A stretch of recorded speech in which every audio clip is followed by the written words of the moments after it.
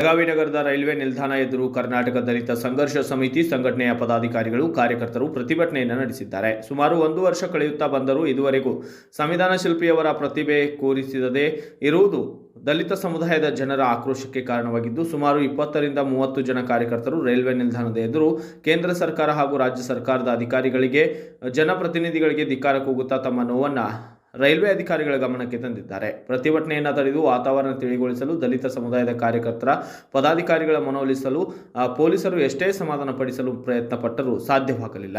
ಕರ್ನಾಟಕ ದಲಿತ ಸಂಘರ್ಷ ಸಮಿತಿ ಕಾರ್ಯಕರ್ತರು ಪದಾಧಿಕಾರಿಗಳು ಬೇಡಿಕೆಯಂತೆ ಜನಪ್ರತಿನಿಧಿಗಳು, ಸಂಸದರು ಕೂಡಲೇ ಬಂದು ತಮ್ಮ ಅಳಲನ್ನು ಕೇಳಬೇಕೆಂದು ಪಟ್ಟು ಹಿಡಿದಿದ್ದು, ತಕ್ಷಣ ರೈಲ್ವೆ ಅಧಿಕಾರಿಗಳ ಮಾಹಿತಿ ಮೇರೆಗೆ ಪ್ರತಿಭಟನೆಗೆ ಮಣಿದು ಸ್ಥಳಕ್ಕೆ ಆಗಮಿಸಿದ ಸಂಸದೆ ಮಂಗಳಾ ಅಂಗಡಿ ದಲಿತ ಸಮುದಾಯದ ಮುಖಂಡರ ಸಮಸ್ಯೆಗೆ ಸ್ಪಂದಿಸಿ ಕೇಂದ್ರ ಸರ್ಕಾರದ ರೈಲ್ವೆ ಸಚಿವಾಲಯಕ್ಕೆ ಗಮನ ತಂದು ಆದಷ್ಟು ಬೇಗ ಮಹಾನ್ ಮಾನವತಾವಾದಿ ಸಂವಿಧಾನ ಶಿಲ್ಪಿಯವರ ಪ್ರತಿಮೆಯನ್ನು ರೈಲ್ವೆ ಮಂಡಳಿ ಪ್ರಕಾರ ಸೂಕ್ತ ಕ್ರಮಕ್ಕಾಗಿ ರವಾನಿಸಲಾಗಿದೆ ಎಂದು ಭರವಸೆಯನ್ನು ನೀಡಿದ್ದಾರೆ. ಈ ಸಂದರ್ಭದಲ್ಲಿ ಜಿಲ್ಲಾಧ್ಯಕ್ಷರಾದ ಸುನೀಲ್ ಬಸ್ತವಾಡ್ಕರ್, ರಾಜ್ಯ ಪ್ರಧಾನ ಕಾರ್ಯದರ್ಶಿ ಮೋಹನ್ ಕಾಂಬ್ಳೆ, ಹರೀಶ್ ಮೇತ್ರಿ ಸೇರಿದಂತೆ ಇನ್ನಿತರರು ಭಾಗಿಯಾಗಿದ್ದರು.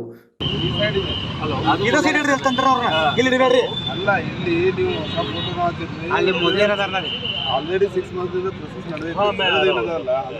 ಆಲ್ರೆಡಿ 6 ಮಂತ್ ಬೇಕಂತ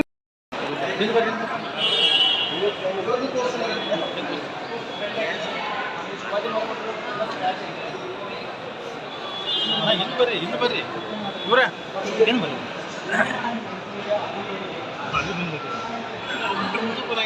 ಸರ್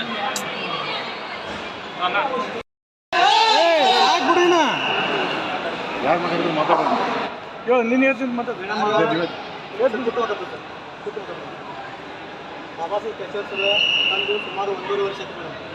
ಇನ್ನುವರೆಗೆ ಅವ್ರು ಎಲ್ಲಿ ಇಳಿಸ್ಬೇಕಾದ್ರೆ ಜಾಗ ಇರ್ತಿಲ್ಲ. ಅದು ದೂರ ತುಂಬಿಕೊಟ್ಟು ಅಲ್ಲೇ ಬಿದ್ದೈತಿ. ಅದ್ರ ಬಗ್ಗೆ ಯಾರೂ ಅಧಿಕಾರಿಗಳು ಗಮನ ಕೊಡ್ತಲ್ಲ. ನಾವು ಇನ್ನೊಂದು ಗಮನ ಕೊಟ್ಟಿಲ್ಲ ಮೇಡಮ್.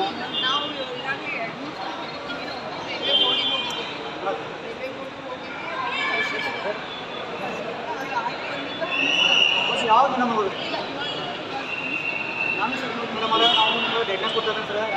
ನಾಳೆ ನಾವು ಕೊಡುವ ದಿವಸ ಐತ್ರಿ.